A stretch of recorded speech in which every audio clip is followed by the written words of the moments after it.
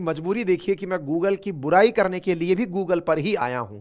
इसका मतलब आप समझ सकते हैं कि एक ऐसा मार्केट में अल्टरनेट ही नहीं है कि इसकी बात करने के लिए कहीं और प्लेटफॉर्म पर जाने का मौका मिले। विचार कीजिए कि अगर आप मौकों में फेसबुक को या फिर ट्विटर को चूज भी करते हैं तो फेसबुक और ट्विटर दोनों की दोनों कंपनीज भी अमेरिकन कंपनी हैं।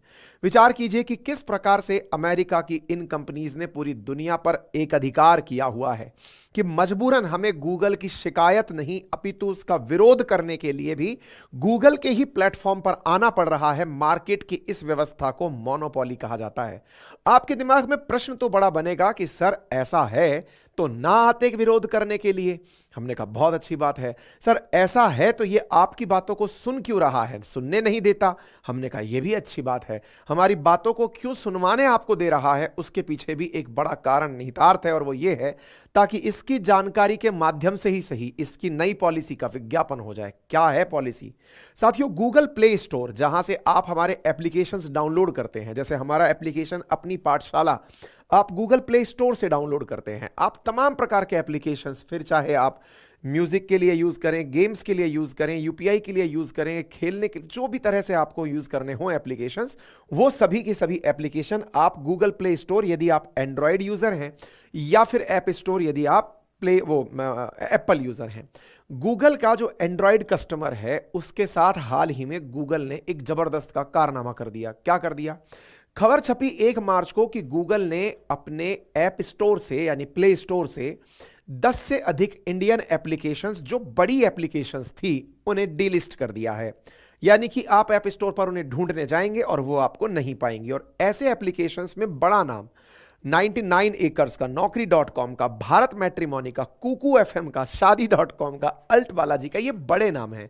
यानी कि इतने बड़े बड़े जो नाम हैं ऐसे एप्लीकेशंस को निकाल दिया गया। और जैसे ही मैं कुकू एफएम बोलता हूं आप में से कुछ लोग रिलेट भी कर लेते होंगे, कुछ पुरानी यादें ताजा हो जाती होंगी, ठीक है ना।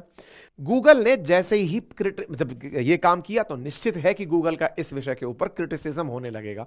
आज समझेंगे कि अल्टीमेटली गूगल ऐसा किया क्यों था, गूगल की असली मंशा क्या है, वो क्यों निकाल करके अपने एक अधिकार का रियल मीनिंग समझा रहा है।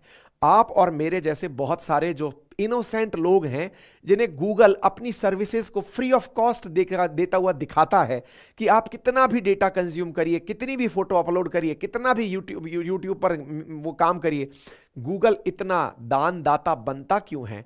आज सारा खेला आपको समझ में आएगा।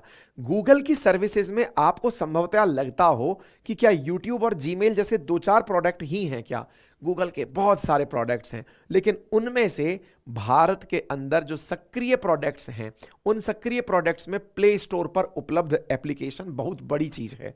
अब इन बातों के बारे में डिटेल से हम आगे चलते हुए चलेंगे, लेकिन गूगल ने जैसे ही इंडिया के ऐप्स को एलिमिनेट किया, भारत के बहुत सारे लोगों ने इसका विरोध करते हुए, विशेष रूप से जिनके ऐप डिलीट हो गए, जिनके ऐप हटा दिए गए, वो तो निश्चित ही आकर के इसका विरोध करेंगे। लेकिन फिर से इंटरेस्टिंग बात सोचिए, करने आए तो आए कहां?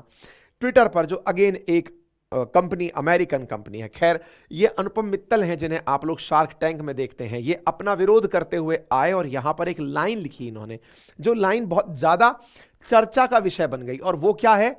New digital east India company. East India company अंग्रेजों के समय पर आई हुई कंपनी, अगर आपको याद हो तो वो कंपनी जो आई थी व्यापार करने के लिए, लेकिन पूरे की पूरे भारत पर 250 साल तक राज करती रही। वो कंपनी आई थी हमारी हितैषी बनकर के कि हम आपको इतनी सारी चीजें विदेशों से लाकर देंगे, लेकिन बाद में उसने हमें पूरी तरह अपने कब्ज में रख लिया था। बिल्कुल वैसा ही फिलहाल कुछ गूगल हमारे साथ कर रहा है।